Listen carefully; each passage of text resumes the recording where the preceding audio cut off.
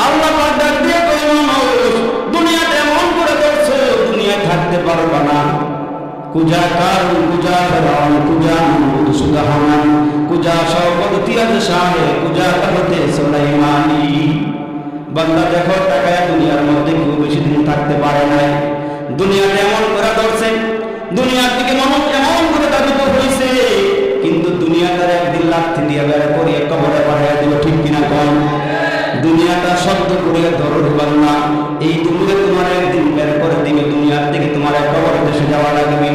এই জন্য পায়ে হাত দিয়া বলিয়া যায় বন্ধু, দুনিয়াটা ভোগ বিলাসের জন্য নয়, দুনিয়াটা আরাম আয়েশের জন্য নয়, দুনিয়াটা হইল কিছু কামাই করার জন্য আল্লাহ আপনার আমারে পাঠাইল। তাকায় দেখেন মুসলমানেরা, বুজুর্গরা দুনিয়ার থেকে কি কামাই করে গেলেন। আল্লাহর একজন ওলি বাইজি, এই বাইজিদের নাম তো আপনারা শুনছেন। ছোট্টকালে বাইজিদের মা মারা গেল, মা মারা যাওয়ার পর এই ছোট্ট বাইজি, আল্লাহ ছোট্ট বাইজিদের আব্বা মারা গেছে, মা দুনিয়াতে বেঁচে আছে। বাবা মারা বাইজি, বাবা দুনিয়ার থেকে বিদায় হয়ে গেছি। এই বাইজি যখন আস্তে আস্তে ঘুরে একটু বড় হয়ে গেল, বাইজিদের মা বাইজিদকে মক্তবের মধ্যে নিয়ে গেলেন। বেশি লম্বা না, সংক্ষেপ কয়েকটা কথা হবে। বাইজিদকে মক্তবের মধ্যে নিয়ে ভর্তি করিয়ে দেওয়ার জন্য ওস্তাদজি বললেন, মক্তবের হুজুরকে বললেন, হুজুর আমার সন্তানটাকে ভর্তি করে আপনার মতো আলেম বানাইয়া দিন, আপনার কাছে দিয়ে গেলাম। হুজুর আপনার মতো বিজ্ঞ আলেম হওয়ার আগে সন্তানটারে কিন্তু আপনি ছাড়বেন না, সন্তানকে আপনার কাছে লক্ষ্য করে দিয়ে গেলাম। এই বাইজিদের মেধা শক্তির আল্লাহ পাক এত বাড়ায় দিয়েছিলেন, এই বাইজিদেরকে ওস্তাদজি যা পড়া দেয় সঙ্গে সঙ্গে মুহূর্তে মুখস্থ করে বলেন।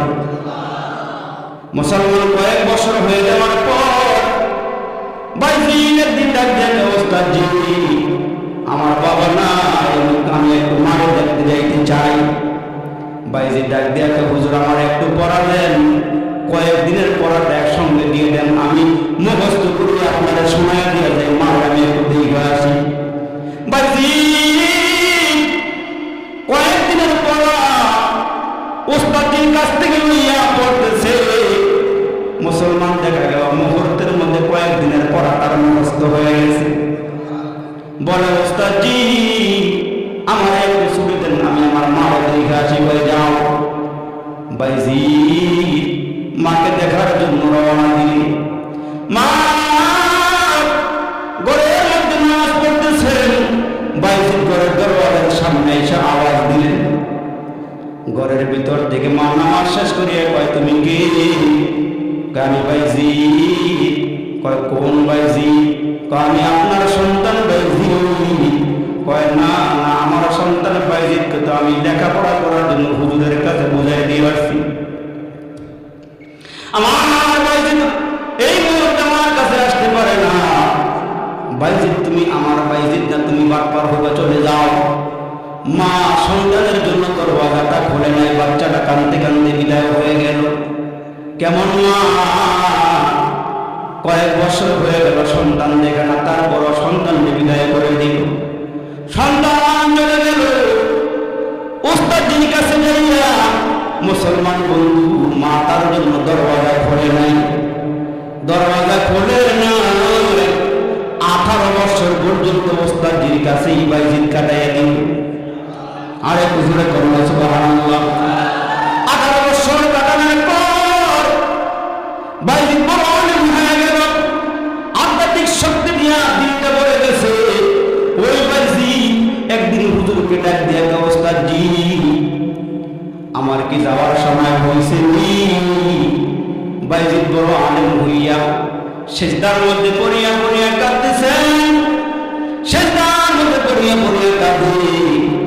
এদিক দিয়া ওস্তাদজি ঘুমায় আছে, ঘুমের ধরে স্বপ্নে দেখতেছেন পেয়ারা নবী তার সামনে হাজির।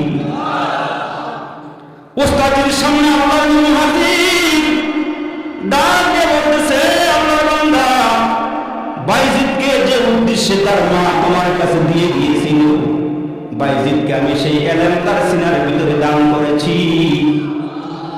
সে এখন আধ্যাত্মিক লাইনে অনেক উপরে চলে গেছে। এই বাইজিদরে তার মার কাছে পাঠিয়ে দাও। এই দিক দিয়ে মার কাছে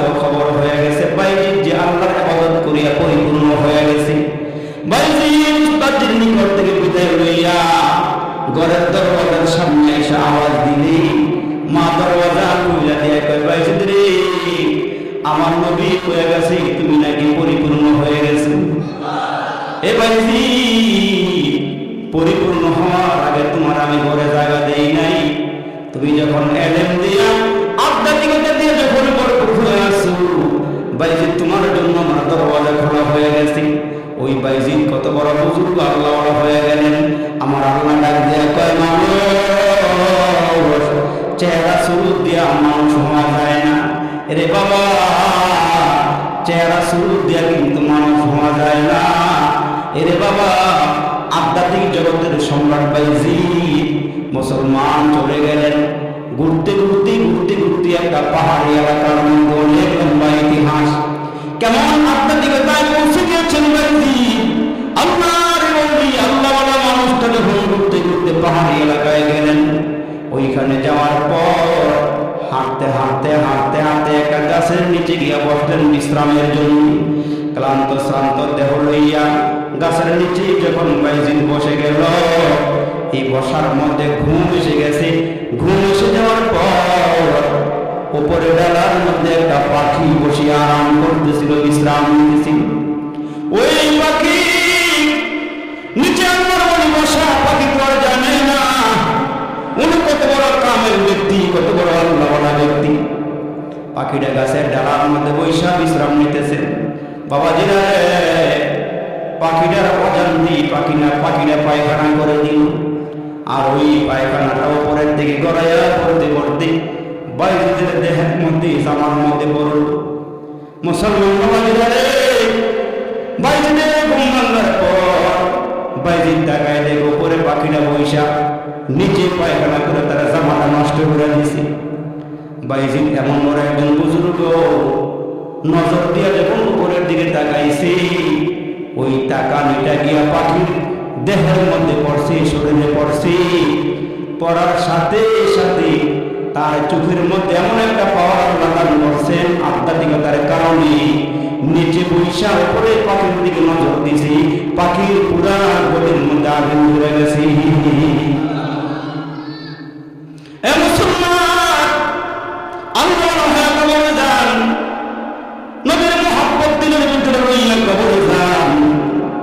নবীর সুন্নত দিয়া পুরা দেহটার রঙিন করে ফেলান, মাথার থেকে নিয়ে পা পর্যন্ত পুরা বডিটা সুন্নত দিয়া রঙিন করে ফেলান।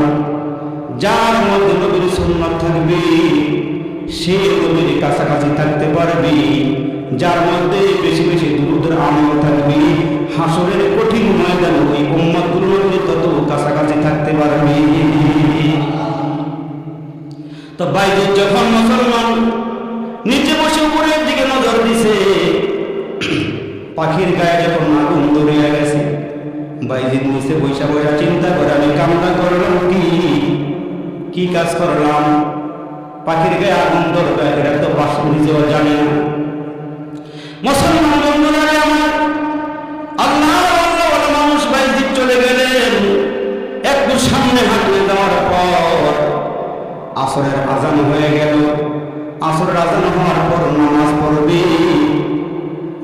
পড়বে আল্লাহওয়ালা মানুষটা।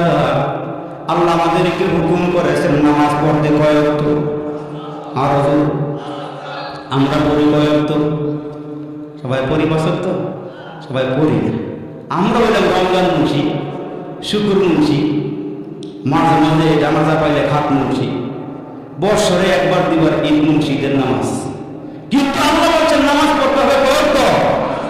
বালক পুরুষ এবং নারী মৃত্যু আসার আগ পর্যন্ত কি করতে হবে? নামাজ সালাত কায়েম করতে হবে। নিজেও পড়বেন, আরেকজনকে দাওয়াত দিয়ে নামাজটা পড়াবেন। ঠিক কিনা বলতে পারেন? কিন্তু আমরা এগুলো করি। তবলিগের লোকেরা আইলে কেমন পড়ায় আরেকদিন রাস্তা দিয়ে ভাই একটু আসেন না নামাজটা পড়তে, ফাঁকি দিয়ে এই রাস্তা ওই রাস্তা দেওয়া যায়। কিন্তু এগুলো ঠিক না। চায়ের দোকানে বসে গল্প করার টাইম হয়, রাস্তা দিয়ে বেহুদে চলার টাইম হয়, কিন্তু আল্লাহর ঘরে গিয়ে কাটাইবার একটু টাইম আমাদের হাতে দেয়। আমার বিরুদ্ধে হুজুর নামাজ পড়ি আর না পড়ি আল্লাহ রহমত ইমানটা মজবুত আছে। ঠিক কিনা বলুন? ও নামাজ পড়লে না বুঝুন ইমান শক্ত আছে। মুসলমান ভাই বলে আমার আল্লাহ বলে বাইজির সামনে গেলেন, আসরের আলো নামাজ পড়বেন, আশপাশে কোনো পানি নাই, পানি তালাশ করা আরম্ভ করলেন, পানি তো লাগবে ওযু করতে। এখন আল্লাহ বলা মানুষটা বাইজি তাকায় দেখলেন পাহাড়ের উপরে ছোট্ট একটা কুড়ে ঘর। ওই কুড়ে ঘরের সামনে গিয়ে দাঁড়াইলেন, কয় যেহেতু ঘর আছে, ঘর থাকলে পানিও থাকবে। আল্লাহ নবী বাইজি ওই ঘরের সামনে গিয়ে আওয়াজ দিলেন, মুসলমান বাবাজিরা আমার, আল্লাহ নবী যখন ঘরের সামনে গিয়ে আওয়াজ দিলেন, ঘরে কে আছো? এক লোটা পানি দাও, ওযু করে নামাজ পড়ব। একবার, দুইবার, তিনবার আওয়াজ দেওয়ার পর ঘরের ভিতর থেকে কোনো সাড়া নাই, শব্দ নাই, আওয়াজ নাই। বাইরে চিন্তা করে কিনে ঘরের ভিতর দিয়ে দরওয়াজা আটকানো দেখা যায়, নিশ্চয়ই ঘরের ভিতরে কোনো মানুষ আছে। ওযুর পানি চাইলাম, সাড়া নাই, শব্দ নাই, আমার পানি দেয় না। বাইজি দেখো রাগ করিয়া ডাক দিয়ে, ঘরে কে আছো? তাড়াতাড়ি করে আমার এক লোটা এক বাদনা পানি দাও, আমি ওযু করব, আমি নামাজ আদায় করব। ঘরের ভিতর থেকে এক লোটা পানি দিয়া ঘরের ভিতর থেকে নারী কণ্ঠে আসতে আওয়াজ দিয়ে কয়, বাইজি এত রাগ করিও না, এত গোসা করিও না, এইটা কিন্তু পাখি মারা জায়গা নয়। জোরে করুন সুবহানাল্লাহ। আল্লাহ বান্দি ঘরের ভিতর থেকে ডাক দিয়ে কয়, বাইজি রাগ করিও না, এটা কিন্তু পাখি মারার জায়গা নয়, এইটা কিন্তু পাখি মারার জায়গা নয়। বাইজি ওযু করলেন, নামাজ পড়লেন, ঘরের দরওয়াজার সামনে দাঁড়ায় ডাক দিয়ে কয়, মা গো, ও মা, আমি পাখি মারলাম কই? তোমার ঘর কই? তুমি কেমনে দেখলা, কেমনে বুঝলা আমি পাখি মারছি? ডাক দিয়ে কয়, বাইজি আমি একজন কাঠুরিয়ার স্ত্রী, আমার স্বামী হালাল খানা খাওয়ায় না, শুধু টেকা খাওয়ায়, কথা কন না, ঘুষের টেকা খাওয়ানো না। আমাদের সমাজে সুদ ঘুষ আসেনি? আরে না, সমাজে সুদ ঘুষ আছে? নামাজ পড়ে শুধু টেকা লাগায় খায়। হ্যাঁ, আরে আল্লাহু আকবার, সুদ খাওয়া ঘুষ খাওয়া একরকম। আর রাসূল বলেছেন সর্বনিম্ন গুনাহ হইল নিজের মায়ের সাথে জিনা করা। কিন্তু আমরা তো মুসলমান ভাইরা, এই সমাজে আমরা বসবাস করতেছি, হালাল হারামের কোনো তমিজ নাই, হালাল হারামের কোনো তাওয়াক্কুল আমাদের কাছে নাই, এটা আছে খাইতেছি আর চলতেছি। আর মুসলমান দোয়া করলো, দোয়া নবাকার দরবারে কবুল হইতেছে না। এই জন্য ৫ ওয়াক্ত নামাজ আদায় করার পরে হালাল রিজিক অন্বেষণ করা, তালাশ করা ফরজ। হালাল রিজিক তালাশ করা কি ফরজ? ফরজ। কিন্তু মুসলমান ভাইরা আমার, আল্লাহর বান্দাদের দিকে বাইজি রাগ করো না, গোসা করো না, এইটা কিন্তু পাখি মারার জায়গা নয়। আল্লাহর বান্দা নামাজ শেষ করে ডাক দেয়, কয়, মা গো, ও মা, বলো না আমি পাখি মারলাম কই? আর তুমি কেমনে কইলা আমি পাখি মাইরা তোমার ঘরের সামনে দাঁড়াইছি? তুমি কেমনে দেখলা? ওই মহিলা ডাক দিয়া কয়, বাইজি এই আল্লাহর বান্দা শুনিয়া রাখো, আমি একজন কাঠুরিয়ার স্ত্রী। আমার স্বামী যেই দিন জঙ্গলার থেকে কাঠ কাটিয়া বাজারে বিক্রি করিয়া চাউল ডাউল আনে, ওই দিন আমরা ঘরে খানা বলে খানা খাই।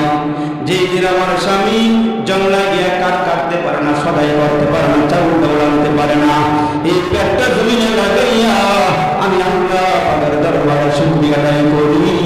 যেই দিন থেকে আমার স্বামী আমার হালাল খানা খাওয়াইছেন, ওই দিন থেকে আমি যদি নামাজের মুসল্লায় বসিয়া মুরাকাবা করি, আমি এখানে বসিয়া আরশে আজিমের খাবার পর্যন্ত নিতে পারি।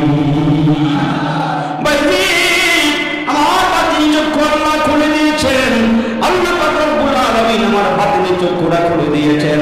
আল্লাহ পাক রব্বে কারীম সাহাবায়ে কেরামদেরকে বাতিনি চক্ষু খুলে দিয়েছিলেন। হযরত ওমরের কথা আপনারা শুনছেন, লস্করে সারিয়া যখন মুসলমানরা যুদ্ধের ময়দানে গিয়েছিল, কাফেররা যখন মুসলমান সামনের দিক থেকে আসতেছিল, আর ওই বাহিনীটা 14 মাইল দূরে যখন কাফেরদের এই হযরত ওমর মুসলমান খুতবা দিচ্ছিলেন, খুতবার মাঝে হযরত ওমর বললেন, সারিয়া তুমি এই রাস্তায় না গিয়ে ওই রাস্তায় যাও।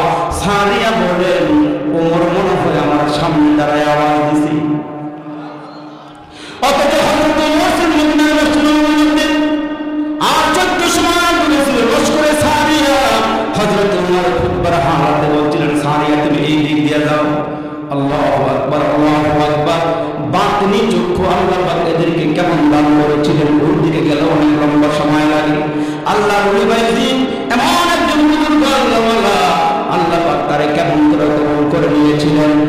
বাইজিদ যখন এলাকায় কত লোকেরা এসে ডাক দিয়া কয় হুজুর খবর পাইছেন নি? কয় কি খবর? কয় সামনে একজন দুশ্চরিত্রা মহিলা আসছে, বদচরিত্রা মহিলা, যার কারণে এলাকার যুবকেরা নষ্ট হয়ে যাইতেছি, জিনার বাজার চালু করে দিছে, জিনার রাস্তা ওপেন করে দিছি। বাইজিদ কয় তাই নাকি? কয় হ্যাঁ। কয় কোন জায়গার মধ্যে? কয় হুজুর সামনে একটা ঘরের মধ্যে সুন্দরী তরুণী রূপসী একজন মহিলা, ওই মহিলা 200 টাকার বিনিময়ে নিজের দেহকে বিক্রি করে দেয়। নাউজুবিল্লাহ জোরে করুন। হুজুর এলাকার যুবকেরা নষ্ট হয়ে যাইতেছি, আপনি একজন আল্লাহওয়ালা মানুষ, আপনি যদি হুজুর একটু দোয়া করতেন, চেষ্টা করতেন, হয়তো যুবকগুলো ভালো হয়ে যাইত। আল্লাহর ওলি বাইজিদ বললেন ওই মহিলার বীজের কত? কয় 200 টাকা। আল্লাহর ওলি বাইজিদ 200 টাকার কথা শুনিয়া পকেটের মধ্যে 200 টাকা নিয়া আর মুসল্লা নামাজের মুসল্লাটা কাদের মধ্যে ফালাইয়া আল্লাহর ওলি মহিলার ঘরের দিকে, মহিলার ঘরের সামনে নিয়া আল্লাহর ওলি বাইজিদ কাদের মধ্যে যায় নামাজটা পড়িয়া নামাজের মুসল্লাটা লইয়া বসিয়া রয়েছে। এখন যত যুবকরা এখানে আসে আল্লাহর ওলি হুজুরের দেখে আবার তারা অন্যদিকে চলিয়া যায়। আল্লাহর ওলি এখানে বসা, শ্রদ্ধা সম্মান দেখাইয়া যুবকরা ওই ঘরে ঢোকে না। সারাদিন পার হয়ে যাইতেছে, কোনো ক্রেতা নাই, ওই মহিলার ঘরের মধ্যে কোনো যুবক যাতায়াত করে না। এখন মুসলমান মহিলা চিন্তা করে কি অন্য দিন কাস্টমারের কোনো অভাব নাই, আজকে কেন কোনো কাস্টমার আমার ঘরে ঢুকে রাখি হয়েছি। সামনে গিয়ে দেখি আল্লাহর ওলি বাইজিদ করে দরওয়াজার সামনে দাঁড়াইয়া আছে। আল্লাহর ওলি বাইজিদ নামাজের মুসল্লাতে কাদের মধ্যে ফালাইয়া ঘরের সামনে ওই মহিলা ডাক দিয়ে কয় হুজুর মোল্লা মানুষ আপনি এখানে কেন আসেন? আপনি এখানে কেন আমার এখানে কেন আসেন? কয় তোমার কাছে যাওয়ার জন্য আসছি। কয় আপনি কি জানেন আমার কয় টাকা দেওয়া লাগে? কয় জানি 200 টাকা দেওয়া লাগে। কয় 200 টাকা আপনার কাছে আসেনি? কয় হ্যাঁ 200 টাকা নিয়ে তো আসছি। 200 টাকা দিলে তুমি কতক্ষণ সময় আমারে দিবা? কয় আপনি ঘরের ভিতরে আসেন, যতক্ষণ সময় চান ততক্ষণ আমি দিব। আল্লাহ ওই 200 টাকা দিয়া ওই মহিলা ঘরে ঢুকলো, বইটা কয় ও আল্লাহর বান্দা শোনো, এখন 200 টাকা দিয়ে তোমার আমি কিনলাম, আমি যা বলি তুমি তা শুনবা। কয় হ্যাঁ এই মুহূর্তে আপনি যা বলবেন তাই শুনবো। আল্লাহর ওলি ডাক দিয়া কয় তুমি একটা কাজ করো, তুমি একটু ওযু করে আসো। জোরে করুন সুবহানাল্লাহ। যাও তুমি ওযু করে আসো। আল্লাহর ওলি মহিলাকে ওযু করাইলেন, ওযু করে বললেন একটা কাজ করো, তোমার দেহের মধ্যে যে পাতলা কাপড় আছে এই কাপড়গুলো খুলিয়া তুমি আরেকটু মোটা কাপড় পরিধান করে আসো। মহিলা ঘরের ভিতরে যাইয়া পাতলা কাপড় খুলিয়া মোটা কাপড় পরিধান করে আসলি। আল্লাহর ওলি ডাক দিয়ে কয় মা গো তুমি আমার সামনে বসো। বসলাম, বসার পরে দিয়ে বলে তুমি একটা কাজ করো, একটা মোমবাতি নিয়ে আসো। মোমবাতি আনার পর বলতেছে মোমবাতির মধ্যে আগুন লাগাই দাও। মোমবাতির মধ্যে আগুন লাগাই দেওয়ার পর ওই মুহূর্তে আল্লাহর বান্দাকে আল্লাহর ওলি ডাক দিয়া কয় মা গো মোমবাতির মধ্যে আগুন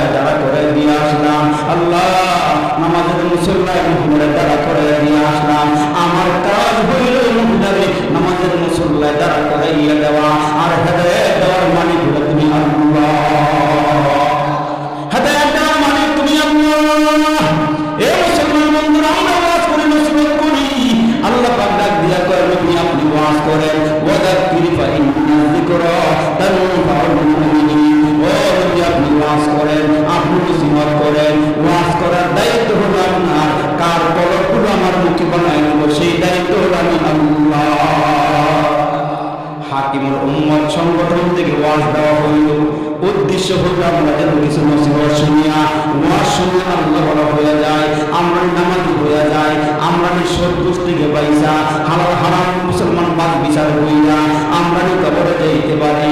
ওই চেষ্টা এরা চালিয়ে যাইতেছেন। হেদায়েত দেওয়ার মালিক কে? আর বলেন, মানুষকে আল্লাহ বানাইবার দায়িত্ব কার? আমাদের উদ্দেশ্য হইল কান পর্যন্ত আওয়াজটা পৌঁছাইয়া দেওয়া। আল্লাহ পাক ডাক দিয়া কয়, মানুষ দুনিয়াতে আসো, দুনিয়াতে থাকতে পারবা না। আমরা মুসলমান যারা, আমাদের আরামের জায়গা পরকালের জান্নাত, ঠিক কিনা জোরে বল? আমাদের আরামের জায়গা হলো পরকালের জান্নাত। এই দুনিয়াতে আল্লাহ বলছেন, বান্দা দুনিয়া হলো, রাসূল বলছেন মাযরাতুল আখিরা, দুনিয়ার খেতি লাগাইবার জায়গা হলো, আখিরাতের খেতি লাগাইবার জায়গা হলো দুনিয়া। এই দুনিয়াতে যদি আমরা ভালো কাম করে যাইতে পারি, আল্লাহ বলছেন দুইটা রাস্তা আছে, হাসরের ময়দানে দুইটা দল হবে। এই যে মাঝখানে একটা পিলার দেওয়া হয়েছে, দুই সাইডে বসছেন আপনারা, এই হাসরের ময়দানে দুইটা দল হবে। আল্লাহ বলেন, ফারিকুন ফিল জান্নাতি ওয়া ফারিকুন ফিস সাঈর, একটা দল হবে জান্নাতি আর একটা দল হবে জাহান্নামী। আসহাবুল ইয়ামিন মা আসহাবুল ইয়ামিন ওয়া আসহাবুশ শিমাল মা আসহাবুশ শিমাল। হাসরের ময়দানে দল হবে দুইটা, এক দল হবে জান্নাতি আর এক দল হবে জাহান্নামী। এক দলের আমলনামা দেওয়া হবে ডান হাতে, আর এক দলের আমলনামা দেওয়া হবে বাম হাতে। যারা ডান হাতের আমলনামা পাবে, এরা মুসলমান হাসতে হাসতে আল্লাহর জান্নাতে চলে যাবে। এরা দুনিয়াতে আল্লাহর সময় দিয়েছে, এরা নামাজের টাইমে নামাজ পড়েছে, এরা হিসাব করে করে যাকাত দিয়েছে, আল্লাহ পাক হজ ফরজ করলেন, এরা হজ করছে। মানুষকে কষ্ট দেয় নাই, মানুষকে কষ্ট দেয়। এরা দুনিয়ার মধ্যে সঠিক পথে এরা চলছে। আল্লাহ বলছিলেন, ইহদিনাস সিরাতাল মুস্তাকিম, জান্নাতে যাওয়ার একটা পথ আছে, ওই পথের মধ্যে সিরাতাল মুস্তাকিম আল্লাহ পাক জানাই দিয়েছেন যে ওই পথটা হচ্ছে জান্নাতের পথ, ওই পথটা হচ্ছে নবীদের পথ, ওই পথটা হচ্ছে সাহাবায়ে কেরামের পথ, ওই পথটা হচ্ছে আল্লাহওয়ালাদের পথ। আরেকটা বাঁকা পথ আছে, ওটা হচ্ছে শয়তানের পথ। শয়তান সবসময় চায় আমরা যেন নামাজ পড়তে না পারি, ভালো কাম করতে না পারি, আমরা যেন গুনাহ করে করে জাহান্নামে যাই। শয়তান কিন্তু এইটা চায়। আর নবীরা